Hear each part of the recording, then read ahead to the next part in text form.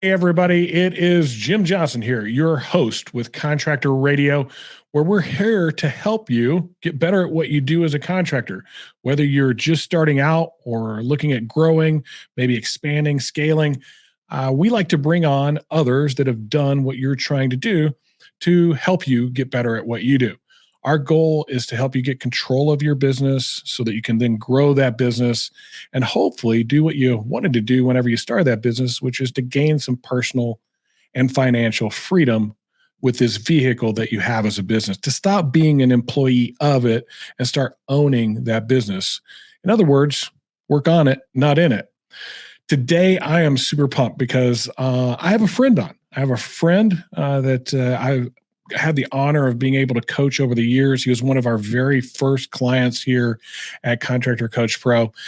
He's done a lot of amazing things. He is the president, owner, CEO, all things magnificent at First Choice Roofing and Construction in Spring, Texas. Martin Morales, welcome to the show, man. Good to have you on. Appreciate it, Jim. I appreciate it. Long time we've had this relationship, so I'm kind of honored to be here. So I appreciate you, man. I know you've done big things too. So, well, you've done some awesome stuff, and you have some things about you that make you a very special person. We're going to talk about that here in a few minutes, but just so the listeners and the people watching on YouTube kind of know who Martin is. Why don't you bring us up to speed a little bit? Like, how'd you get started in the trades, and then give us a little bit of the idea of how this whole First Choice Roofing and Construction thing evolved. Gotcha. Yeah, we've been in business now going on 14 years, and it's been, I would say, a long road, but we've taken the slow, easy, but consistent approach. I know there's a lot of companies that have been doing things a lot faster than we have, but I think that the slow and steady wins the race. That's kind of been our mindset. So, when me and my business partner, we've been friends for, 20 something years now. And I used to own a business. And once I sold that business, I went to work for my business partner's father as a construction manager. My business partner's father, development company. He also built houses and did light industrial commercial construction. And when, I started working with them, I was basically a superintendent and started getting into the construction industry and just learned a lot about, construction in general, not so much roofing. Roofing wasn't, I didn't know a bunch about roofing, but it was a part of what we did. Right. So, we hired contractors to build the homes and we definitely had to have a good roofing contractor, but new construction roofing is totally different than, re-roofing in residential. So I became a construction manager for my business partner's family's company. And from there, when building went soft in like 2007, 2008, I had a friend of mine that was actually working for one of the large residential roofing companies here in the Houston metropolitan area. We would go to lunch with a friend of mine who was a sales manager at this company. And I would see the things that they were doing. I was watching them, pull up these, aerial views of these houses. And I just thought it was intriguing. Right. So that basically came to be an eagle view. Right. So I started taking a look at what they were doing, and they were making good money doing it. And, building went soft. We were developing land and subdividing lots, and nobody was picking up lots, and we were building houses at the same time and also doing light industrial commercial construction. But the market just, collapsed. So things were slow. And, my buddy, called on me again. He said, "Hey, whenever you have an opportunity, come and check out what we're doing. I know you're kind of intrigued with what we were doing, because of when we would meet up, you kind of took an interest to it. And, if you get some time and it's just not quite, you're not quite not doing what you financially, what you need to be doing, come and talk to me." So everything was slow. And I went ahead and made that, that push to go over there and talk to him. And still, while I was working there, I, gave it a shot. And all of a sudden, I started doing extremely well in the residential re-roof market. So I started off at a company that all they did was residential insurance work. And that's basically where my roofing career started. So after a short amount of time, because I was doing so good at this roofing company, I had to break off from my business partner's now business partner from his family's business, and I focused on roofing. I was there for about a year and a half, and I didn't really get a bunch of education at that company. It was basically hop in a truck, let's ride around, and let's go knock on some doors, and let me show you some hail damage, or some wind damage, or whatever the case.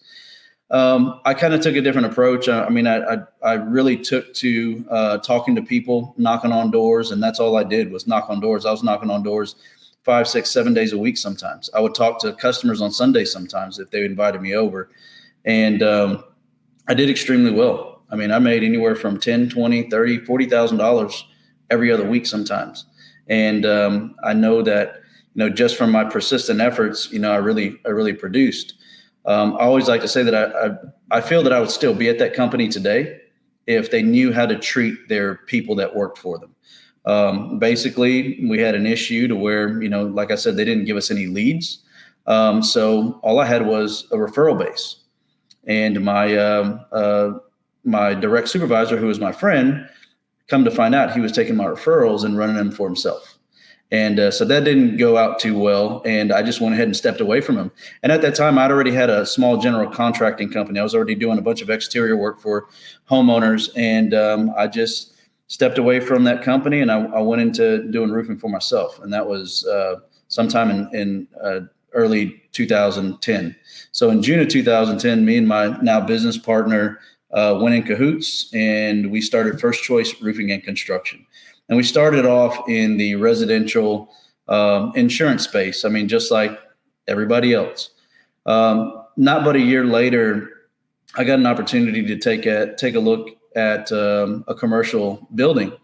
And from there, I just felt that I really wanted to educate myself on commercial roofing, and I really ran with it. And for about 5 to 6 years from that time, maybe 7 years from that time, I really focused on the commercial aspect of the business, and that was my bread and butter, dealing with private investment companies that owned and managed their own buildings. And right from that point, I saw that there's value in the relationships that I had made, and truly building relationships with companies that own and manage their own portfolios. And that did very, very well for us. And the residential roofing aspect of it kind of took a backseat. And then at some point we actually talked, and we tried to go down that road, and then a hailstorm fell in our backyard, and we just kind of went and gravitated to that. And I at one point, I think I told you, I don't even think I'm gonna mess with this hill. I remember that. Yeah, I wasn't even going to mess with it, but our phone would not stop ringing. It literally fell on top of us. And there was just so much work that I couldn't push it away. So our residential side, did very well at that time. But we weren't even prepared for it. And we actually, I feel that we could have did 2 to 3 times the amount of business, maybe even more, if we were prepared and had our processes and procedures in place at that time, and we didn't. But we did a good job, and we made quite a bit of money. So it really helped us to take that next step in our business. And at that point, in about 2016, I decided I wanted to give new construction residential and new construction commercial a try. And at first it didn't go so well.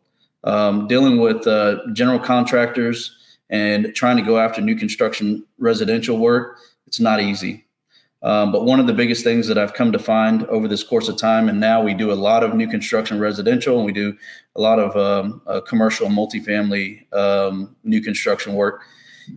The biggest thing I say that's given us these opportunities and have held these contractors in our good graces is the relationships that I have. And that's probably one of the biggest things that I can recommend if somebody's trying to get into that space is you have to build a relationship with your client. It's not just throwing a bid at the wall or going on to, these different sites that you can take plans off of and I square foot or whatever the case and just throw out, numbers. there's a lot to it. And if you don't have a relationship with your client, you're just basically throwing something at the wall to see if it sticks. And a lot of the times, even if you are the low bidder, they're going to use your number to have their guy, right? Their guy that they have a relationship with. They're basically going to say, hey, look, I got this bid, and all right, we'll do it for that. So we lost out on a lot, but we had to learn it the hard way.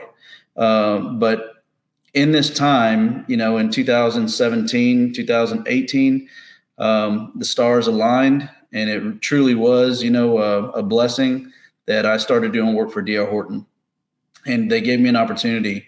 And I had been doing some work for some other smaller builders, but D.R. Horton finally gave me that opportunity, and I've been going after that business for almost 2 years, and I finally got that opportunity.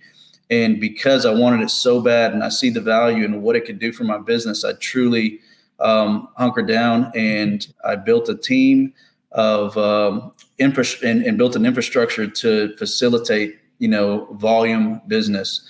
And that's one of my claims to fame, or one of the things that I'm the most proud of, is that we built some processes and procedures in the team that I have that's helped facilitate the business that we've done with these new construction residential builders and these general contractors.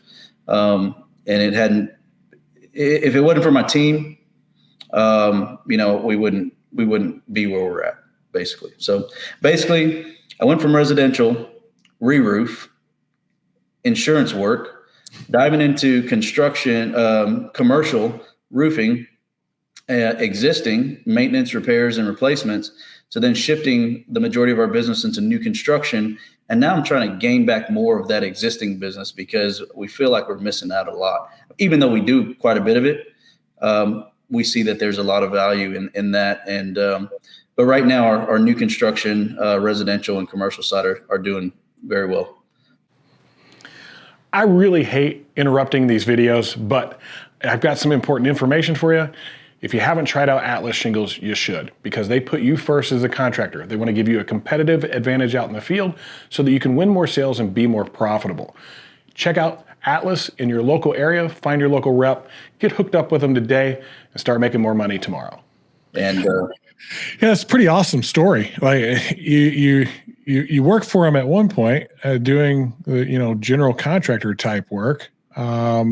And I noticed something as you were talking. There was two main themes to what you're talking. I want the people that are listening and the people that are watching to really hone in on that. Number one is you ask lots of questions. Like, you're a question asker, and when you're into something, you like keep digging. For example, like the guy that was the first guy you went to work with in the insurance stuff, he noticed that you were asking lots of questions. He noticed that you were interested in what it was. And then as you got into it, you kept asking more questions. You got into a little commercial stuff, and like, okay, I'm asking questions about that. Like, you're a big person on like gaining information and kind of a sponge for that. Is that something that's always been that way for you? Yeah, I mean, ultimately, if I'm not getting my hands dirty, then I'm not truly going to know about it, right? So when I got into the commercial space, excuse me, I actually did the repairs myself. The very first repair that I got awarded on that very first commercial building, I did the repairs myself. And I did have some guys that were with me that were going to help me do it, but I did the repairs myself because I wanted to understand and know exactly what it was going to take. Of course, I had some guidance from manufacturer reps, and I asked them a lot of questions. I wanted to get more training. I wanted to know about the products. And I really jumped in and tried to not only get my hands dirty, but also educate myself, because nobody was going to know more about what I'm trying to put out there and put what I'm trying to sell, basically, more than me, right? Because I can't go in and talk to somebody intelligently and make them feel like, I don't know what I'm talking about. It's a common theme with anybody that I've ever talked to that's successful, that's mastered something that they have a specialty in. They are like sponges for information. They're constantly looking to get better at it. They don't ever think they've like achieved perfection and just sit back on things. They're constantly still going after it. And it's something I've always noticed about you from the very first time we ever met. You were drilling me. from day one. And I don't think we started like day one. Like there was a lot of, we were courting, we were dating a little bit to Right. see if I had any value to you. And you were great at asking those questions. And I just think that's something that the people that pay attention to our show, they should see as like a common theme as we've interviewed so many contractors and technology companies, marketing companies. The ones that are really good, man, they are into what it is that they do. They ask tons of questions. They know it from inside and out. They know it from the application to the sales to the production. They know all facets of it. So whenever they're talking to somebody else, they're fully capable of talking about any part of the process. situation. Yeah. 100%. Yep. That's great. The other thing I noticed that whenever you were talking was, I think you said this word about 15 times, relationships, and how important they are, especially in that commercial world. And you actually talked about it in the residential world that you were going out, you were meeting people 5, 6, 7 days a week, and those people were leading to other people for you. You were making great money. And then whenever you got into the commercial part of it, you were after these private investment companies that manage their own properties, which I think is a brilliant tactic, by the way. And the idea that you knew that the relationship was the important part, and you're persistent, like you're super persistent with sticking with it. Like D.R. Horton took 2 years to get that. Where does that come from? Why the relate? Because I've noticed it from the other side, like the people you're involved with. Chris Rochester, your partner, fantastic guy with numbers, knows finance as good as anybody that I've met out there. But he'll bend over backwards for you. I mean, he's ready to go to war with you, which is unbelievable. You've brought on a new vice president, Jason Laverick, and the same type of thing. This guy, sold a company for a tremendous amount of money. We're talking 9-figure numbers, and he wants to come be a vice president of your company. That's that relationship thing with you. Why is that so important?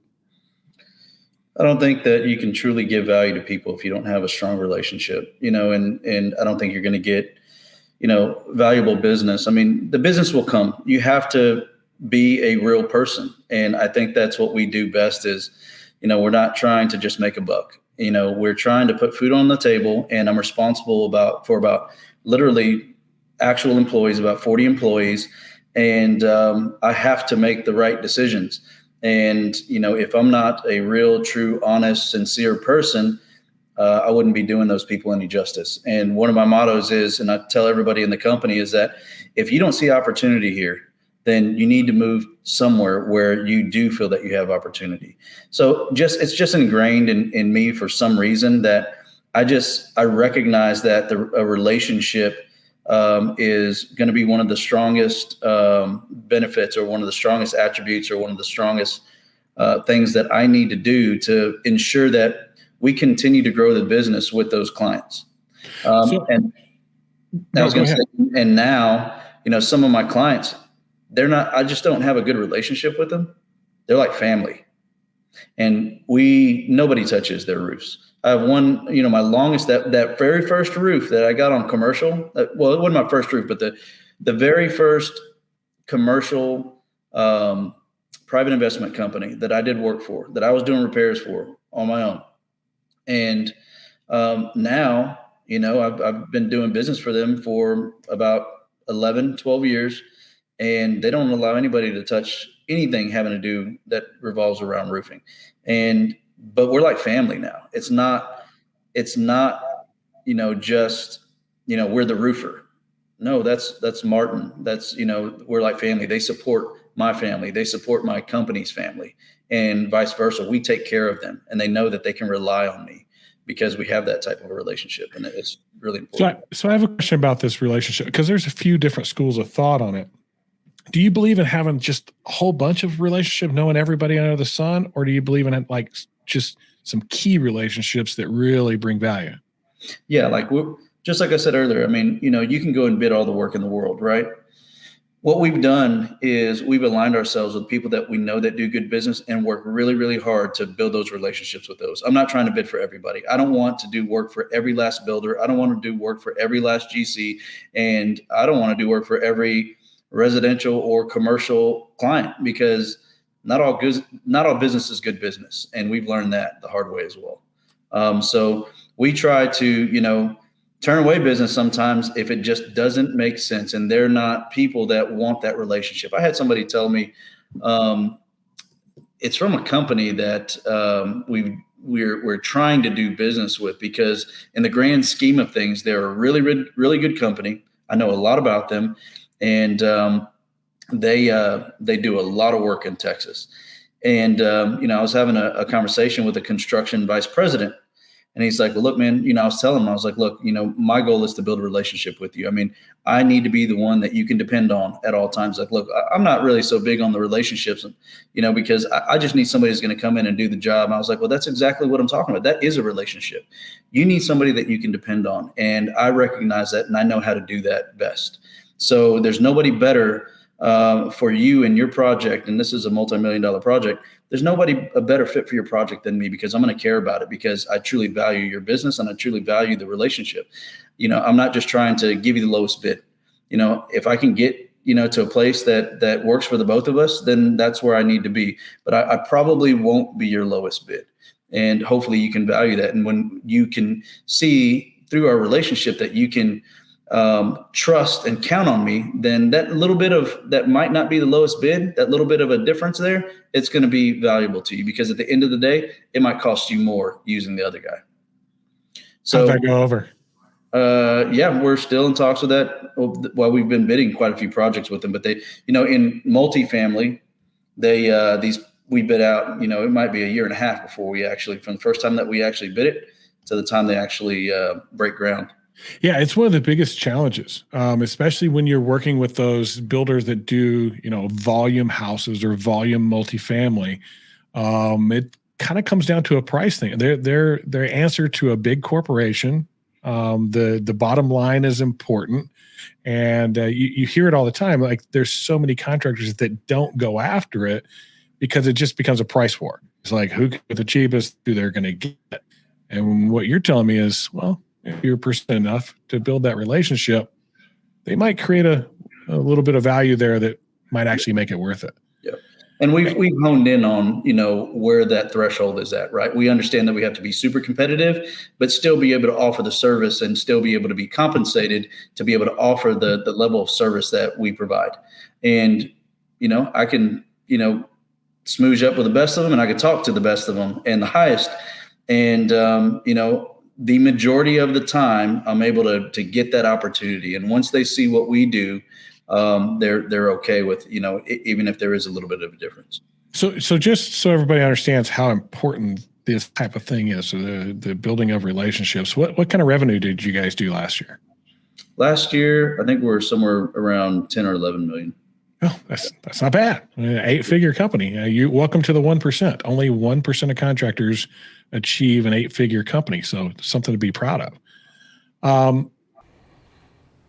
Oh, here I am interrupting you again, but this is an important message you do not want to miss, because it's about AI in sales. Could you imagine having every sales call recorded, analyzed, tell you what's winning, share it with everybody else so they can start winning? Everybody's closing percentages go through the roof. If you haven't heard of Rilla Voice, you need to. Go check out Rilla today in the comments below. These relationships that you have, are they business relationships? I noticed you mentioned family, right? And relationships have a arc to them. There's knowing somebody. That's really, and all things are in relationship, right? Like I'm in relationship to this computer sitting in front of me, right? So there's knowing people. That's like step one of a relationship. Like, I know you, you know me, and knowing of somebody.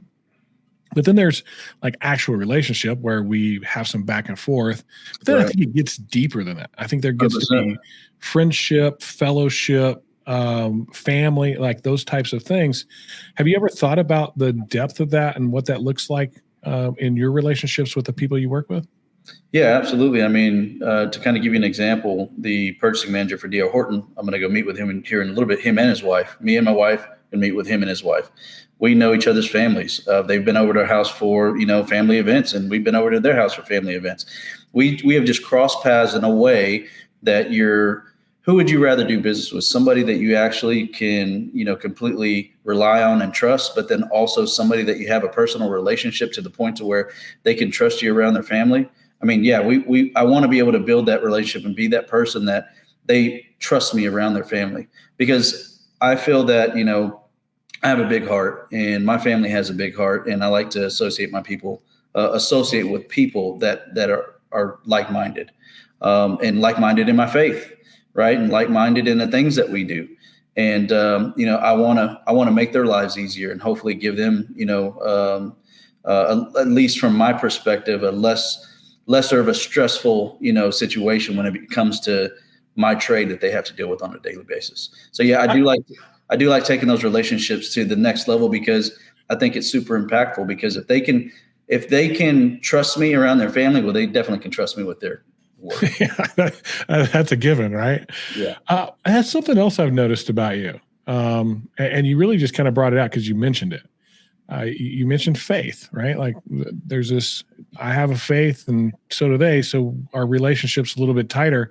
I've also noticed that you attract folks like that. I mentioned Jason earlier, but also Renee. Yeah. Renee's got really strong. Is that a core value of your business, or of you personally, that you apply into your business, or is it Well, just who you are?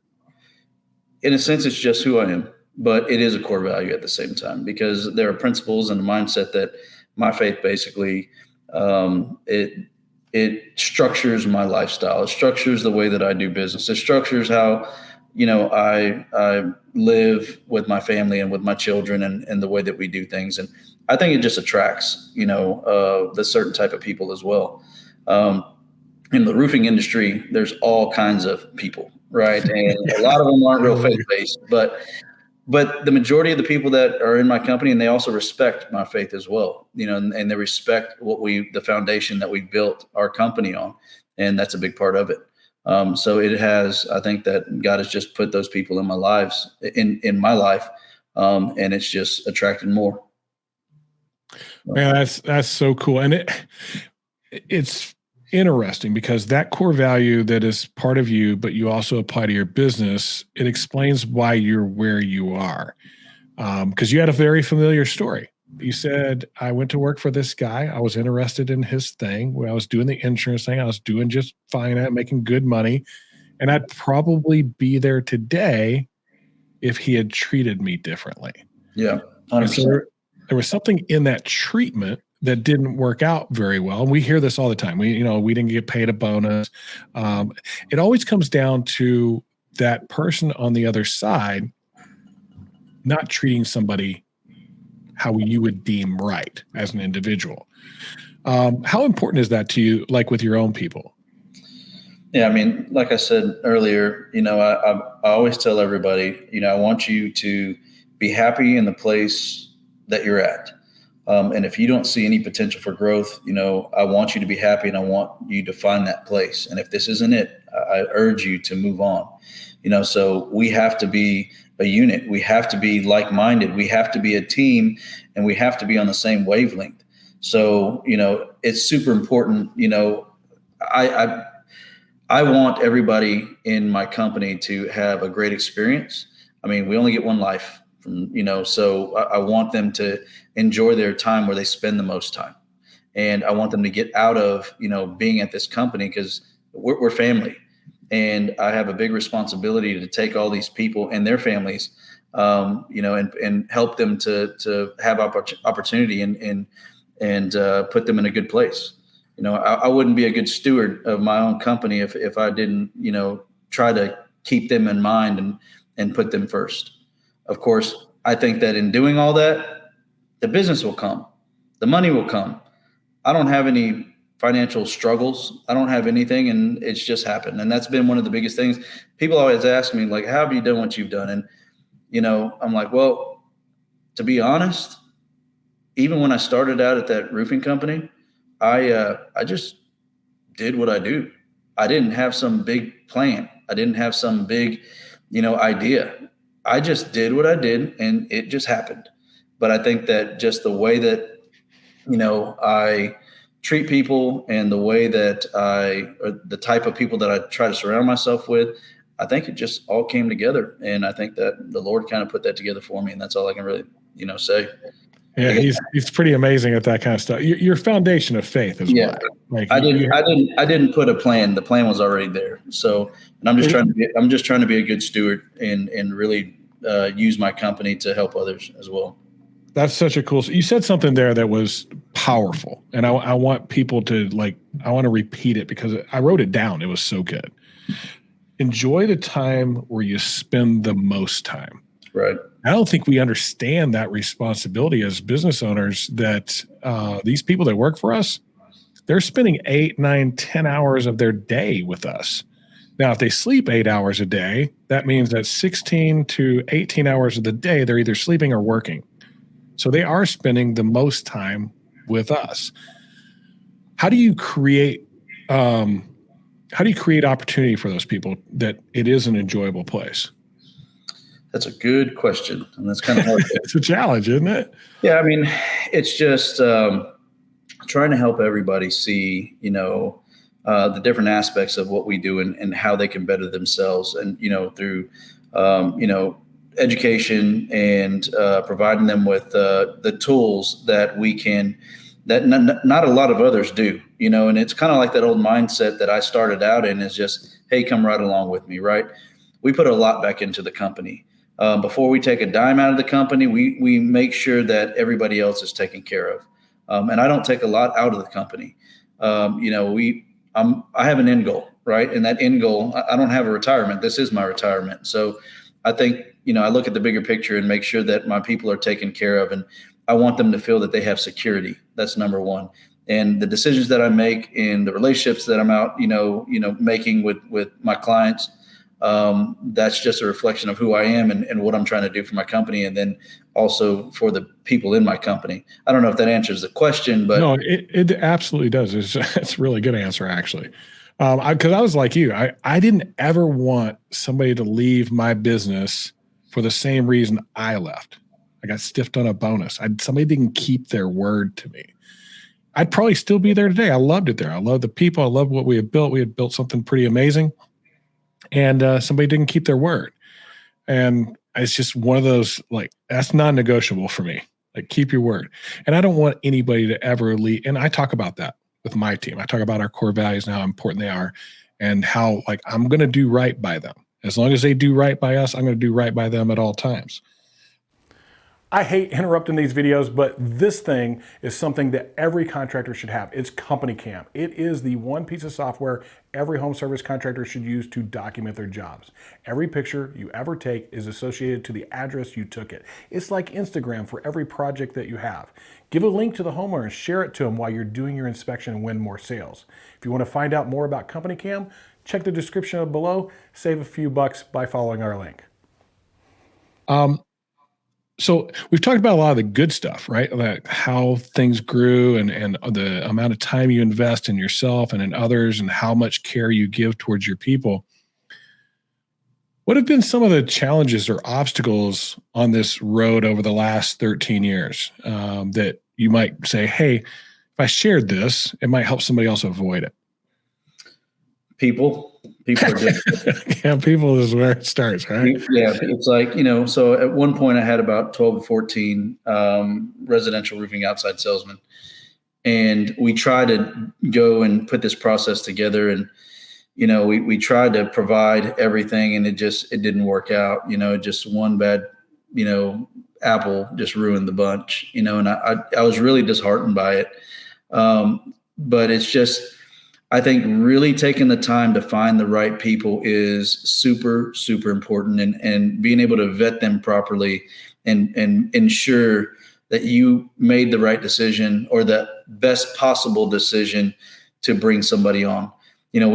One of the biggest things that the problems that we've had that we've recognized is just bringing somebody on to try to see if they're going to work out. Well, you know what? We need to really put a little bit more time and effort into, the hiring process. And that's one of the things that has really been difficult, especially on the residential side. That's why we lacked some on the residential side. We still do good business on the residential side, but we're about to do a whole lot better because we're about to truly focus on it. And it is it's the number one thing on my list to do right now, is to truly build a residential sales division, not just a team. We're not just hiring on everybody. We want somebody that's going to be at the helm and lead properly. And then hopefully, not hopefully, we're going to give these people opportunity and show them how to generate and make sure that we support that. I'd much rather have 5 superstars than 20 role players. Right. Just that Yeah. simple. So people have been difficult, but I would say that it was probably on us. We did not give the proper attention. We felt that we were putting a lot of time and effort into it, but it still just wasn't right. So, getting with somebody like you and your company that can actually consult and that's been around, over 1,000 contractors, I think is super important. And that's what I'm doing, so I'm trying to build that side of my business, and I've sought out, professional, consultation, because just in me by myself, I don't have the time to do it. Now we just pray we don't have another storm hit us right now, so we can get things finished that we're working on. It already happened. We just had 2 storms. I'm not worried about it, because this time is going to be right. I'm not gonna waste any more time and going down the road and just not. So that changed for you, right? Like when we first met, I felt you were passionate about what you were doing, and you were very invested in it, and you had all the passion in the world. But there's something a little bit deeper this time around. This like, hey, I just want to do. What's motivating that? I just don't have any more time to waste. I'm 43 years old. I know I'm not old, but I'm not young either at the same time, right? But I have an opportunity right now to do something that's on another level, and I've learned a lot. I have a unique situation where we have income coming in. We have good, strong relationships. I have a commercial, vice president. I have an executive vice president. I have, my business partner. I have a good admin staff. I have production manager. I have account managers. And then I have salesmen on top of that. Then I have estimators as well. Then we have our own in-house technicians.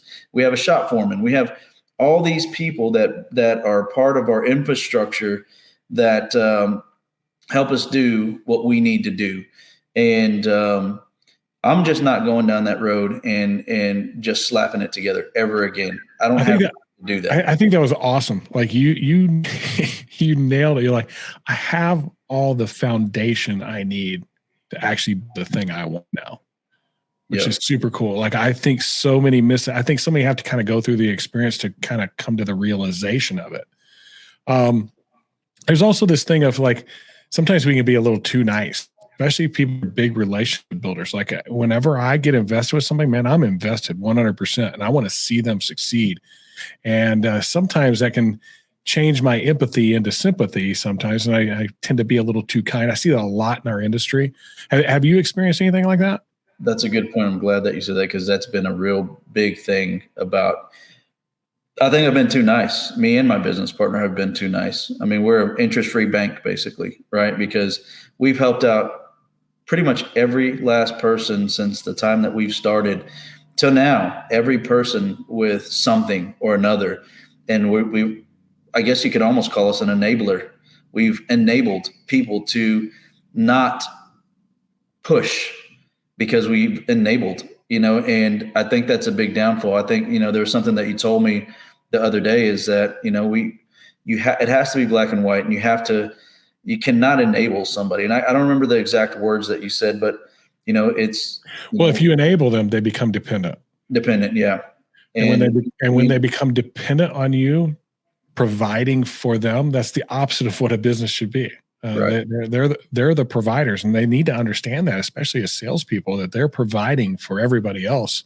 So we have to kind of hold them to these standards. And if we actually love them, like truly, like the heart of somebody like you and me, if we really love somebody, we're going to be hard on them too. I've been hard on my kids because I want them to be successful. Why wouldn't I apply that same logic to the people that work on me? Because I look back at all the people that have had an impact on me. Man, they were the hardest people on me. They're the ones that put the most effort into me, pushed me the hardest, believed in me the most, didn't allow me to have excuses and those type of things, pushed me to master and be better at what I do. those are the ones I actually have. There was lots of folks that were enablers and entitlers of me too. And I was like, okay, I can take advantage of that if I want to, but it didn't work out. Right. Yeah. And that's another, just point to that. That's why I hired an executive vice president, to be that buffer between me and everybody else, because I'm too nice.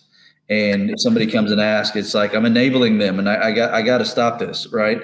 So that's one of the reasons why, in the company and infrastructure that we have, I just couldn't take on that role, and I couldn't take on a residential sales manager role. Of course, I mean, I have too much stuff going on first and foremost, but I'm too nice, I guess, if you will. And a lot of times people take your kindness for weakness, and they take advantage of that. And that's been one of the hardest things that we've had to deal with, is we've just overly helped people, and it's enabled them to a point to where it's almost like we're a crutch. So I think that's been a big downfall on our residential side of our company. Well, I have no doubt.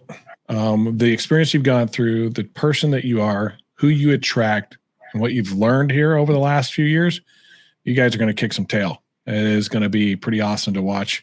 You've already kicked tail pretty awesome on the commercial side, the new construction side. Now it's time to hone in. And now we got these 3 divisions, right? This company becomes valuable. This thing that you talked about, you said, this is my retirement plan. That's what you're building towards. It's super awesome to watch. Glad to play a small part in it, but really you guys are the ones that do the hard work. We just give the advice as you need it, and the tools when you need them. And it's been cool to watch. Yeah. Mart, if you were going to give somebody one piece of advice, they're new, they're trying to make that first leap, take that next step in growth. Maybe they're pushing up against $1 million, trying to take that next step. What would you give them the advice to do? Just really look at the people that you surround yourself with, the team that you build. One of the things that took us to the next level was, really building a team in processes and procedures. And then, of course, right after that would be the relationships. Be real to yourself. Don't overextend yourself. Don't take on too much, and take it slow. Because I think in that slow growth, you're going to get more out of it than if you just try to completely jam a whole bunch. And it's just not going to, from my perspective anyways, I think the slow growth has been good. And I'll tell you this much, right now we're projected to almost double our revenue this year, and probably almost triple our revenue in the next year. The next 2 years of my business are going to be the most impactful, but it didn't come overnight.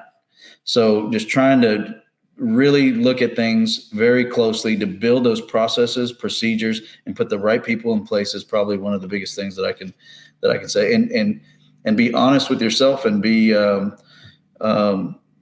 honest with the people that work with you and for you, because those are the people that are going to help you build your business, and you don't want to lose them. Well, we're bumping up against the clock here. I know you've got an important meeting that you got to get to. You actually handled a text right before we hopped on. I want to make sure that we help you keep that meeting, because that's your word.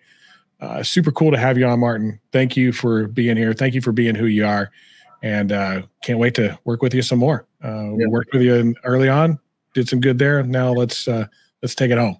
Well, I'm excited too. So I appreciate you, Jim. Thank you very much. All right, brother. We'll let you go, and we'll see you, I think, this coming week. So we're in good shape. Sounds good, brother. All right. And I'm excited to have Jason. We're going to have Jason. We're going to talk to him about something completely different. But we're excited. That's awesome. Yeah, it's going to be a lot of fun. He's got some good things to say for sure. Awesome. Yeah, people will not want to miss that one. Yeah, that'll be all good. Right. Hey, thanks, Martin. Have a good one. Go kick butt. Go build that relationship even deeper. And we'll talk to you later this week. All right, Jim. Thank you for everything. Appreciate it. All right, everybody. That was Martin Morales with First Choice Roofing and Construction. What an amazing interview. This idea of being a question asker, asking lots of questions so that you can start to master something. When you become a master of something and you apply this idea of building relationships and building them deep, not wide. It's not how many you have, it's how good they are. Watching him do that over these years has been awesome to watch. That's why I wanted to get him on the show. Wanted you guys to see how important that is, to see this growth that they've done and how they've grown each aspect of their business very intentional, not half cog, not just running out there going crazy. Tried that once, didn't go so hot, and back to do it again and do it right on the residential side. Super great. Uh, that's our episode for today. I hope you got something out of it. If you're a contractor and you're trying to figure this stuff out and you need somebody to walk beside you to help guide you along so that you build that business that you are after and you know that you can do, you're just missing a bit of knowledge. That's where we come in. Go to our website, contractorcoachpro.com. Scroll down a little bit on the page and click Take Assessment. Or in the show notes, the assessment should be there as well. Take that assessment, fill it out. That'll give us some good insight into you. It's not a joke or anything like that. It's not a real simple thing. It takes 15, 20 minutes. We're going to learn a lot about you.